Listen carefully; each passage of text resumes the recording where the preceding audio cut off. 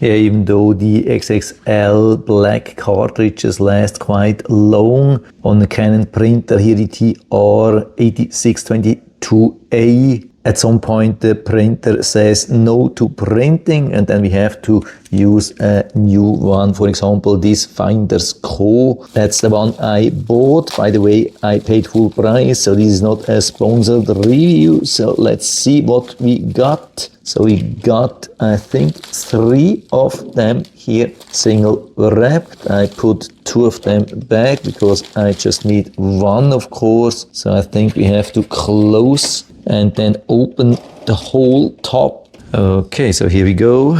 Let's make the new one ready. Easy to open. Comes with this solid protection. Let's see what's going to happen when I open it. We just don't want to see some spills or so. Very important to know, to fully remove, we have to also now slide it to the left side and then we can remove it. Just make sure that you keep it like that all the time after removing the protection with a sponge to the top. Otherwise it could leak, of course. So now we are removing the black one, definitely empty, very lightweight, using here the protection which I got from the new cartridge to prevent any leaks, and now pushing in the new one. Okay, so what does the printer say? Yeah, looks definitely really good.